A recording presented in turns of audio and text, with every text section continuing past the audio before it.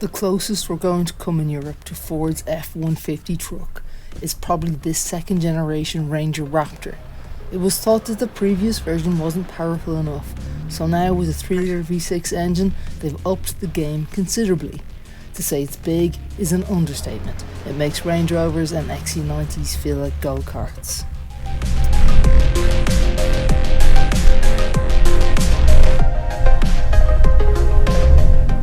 The Titan-sized all-terrain tyres contribute to the Raptor's off-road ability. On-road, however, they're wieldy. When using the 2-wheel drive setting to get the most from on-road efficiency, the twin-turbo V6 can overpower those BF Goodrich tyres on tarmac.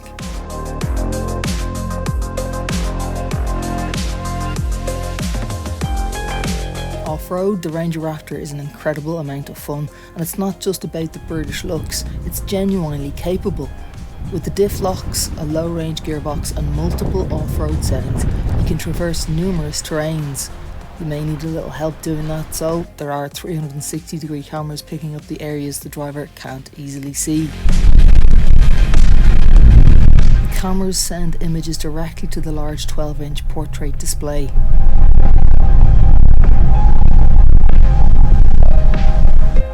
And if you're not quite as talented or experienced as you'd like to be able to switch off all the safety systems while off-roading, Ford's Trail Control Adaptive Cruise System is like an auto mode for less experienced off-road drivers. The software takes over and it adjusts the settings where necessary.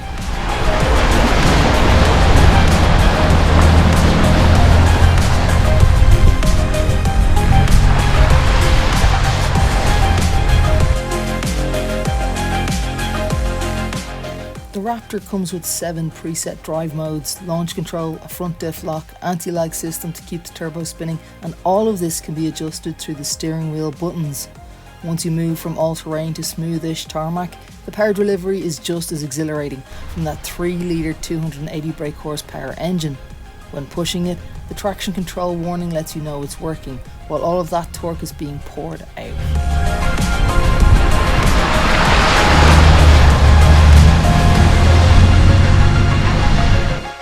To keep it on the straight and narrow, you can select 4-wheel drive to keep it stuck to the road. Using sport mode, you still get body control, but the Raptor sport seats do a good job of hugging you in the right areas.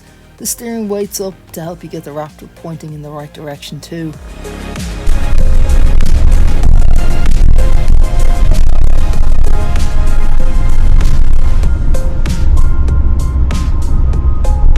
While a different set of tyres would adjust the driving experience, it would definitely be less fun off-road while probably improving its on-road manners.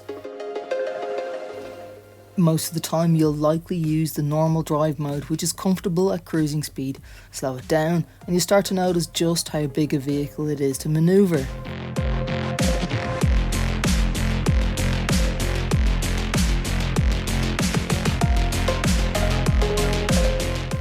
While the driving position is quite high, out in front of the cabin is a large, flat bonnet that limits your forward view, but you can always use the cameras to help you when you really need to be sure what's ahead. This giant truck is just as happy being a performance SUV as it is a utilitarian one.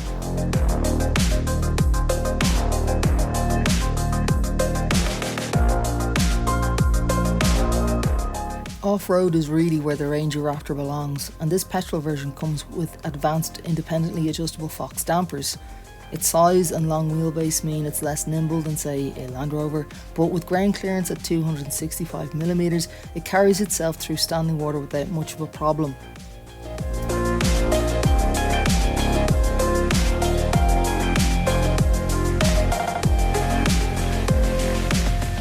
Noticeable in this code orange, it also has an active exhaust mode just in case anyone were to miss it. You can select up to 4 levels of volume from the twin tailpipes, with quiet and normal modes ensuring you don't disturb passers-by. While Sport adds extra grunt, Baja mode lets the twin chrome exhaust pipes at the rear really rip.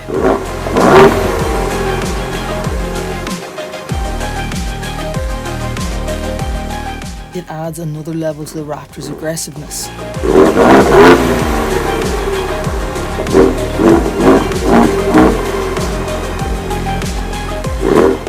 Weighing close to 2.5 tons, the Raptor was never going to handle like a powerful saloon.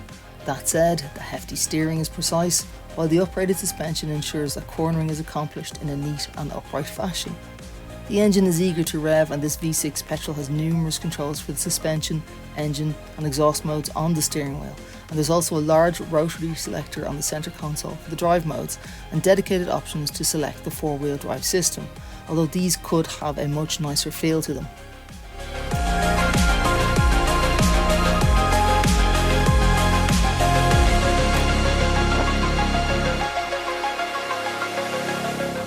The coil suspension has thankfully been tuned for enhanced on and off-road handling rather than load carrying, as it's only rated to carry 652 kilograms of weight in the flatbed. Unfortunately, this means the truck can't qualify as a light commercial vehicle, as it needs to hit a 1-ton minimum payload. This will lead to a hefty yearly tax bill.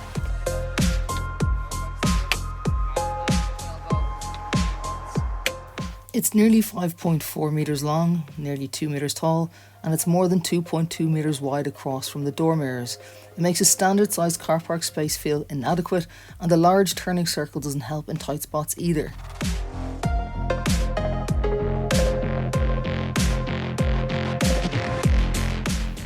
The Raptor's electrically adjustable sport seats are very supportive and easy to get up and into with the help of the side steps and a handle on the A-pillar.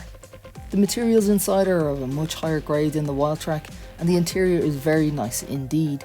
There's some suede-like material on the dash, and the soft touch plastics on the doors give it a plush feel, but the majority of plastics used are tough and designed to endure knocks and scratches.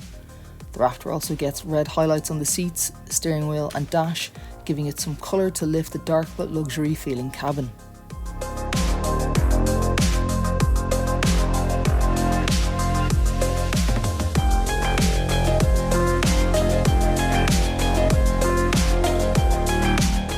It comes with a 12.4-inch digital instrument display as standard, with some cool graphics of the truck spinning when you change up the driving modes and settings.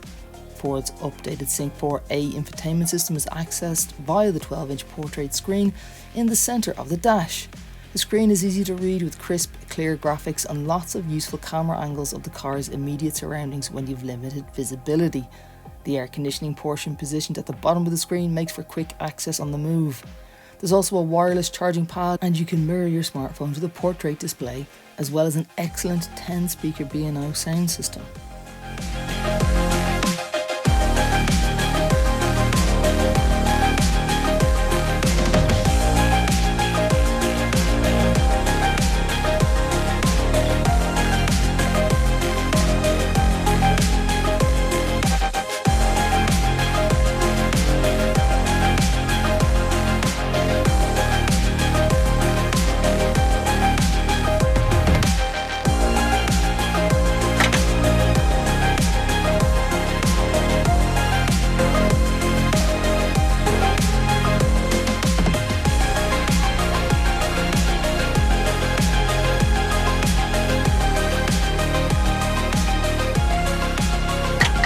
And hop into the car. This is the brains of the operation right here, in a 12-inch touchscreen.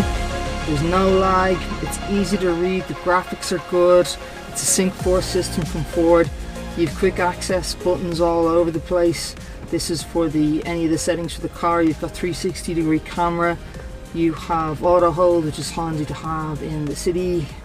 You also have auto stop start. I turn that on and off, but it's easy to use because there's an access button just down here in the center tunnel. You've got your towing capacities, you've got zone lighting, and then you've got your off-road settings, and you can got your locks and your diffs. The drive modes are down here, easy to access. That could be a little bit nicer. You've got another quick access button just down here, which is good. You've got turning off your stability control, and then you've got parking assistance as well. It's all very clever, but it works. It's not overly complicated, it's easy to read, it's easy to use, and if you don't know what you're doing off-road and you don't want to turn off all the safety systems, there's a very clever system that does it all, the hard work for you. So you can learn as you go, and the only thing I would say is to a couple of the systems you might do with turning off. I was reversing up an incline and it auto braked, because it thought it was going into a rock, which it wasn't. I was just going from flat surface up a hill. So there's a few different settings you could do with turning off at the start, just as you're learning, and then as you go on you're going to turn off more and more and just have more full manual control. You also have settings and controls on the steering wheel here as well. You've got your suspension settings, you've got your sport, comfort, normal modes. You also have exhaust modes as well, which are utterly stunning, so nice to have. But don't use the Baja mode on public roads. Don't use it where you're going to annoy anyone else. It's just not fair, but it's a whole lot of fun. It's seriously good sound off it, so yeah, use that as you please.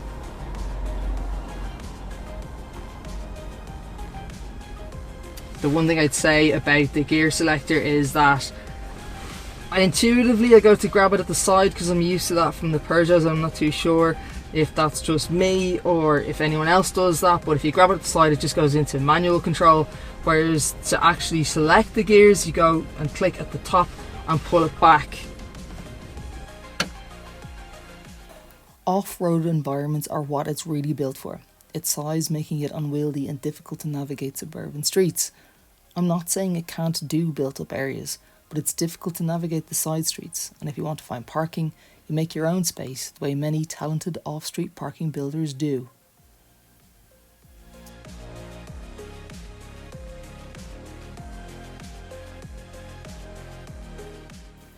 The specialised driveline and suspension make it capable of off-roading on wild land, tracks and other alternative routes. The Raptor is here for the fun.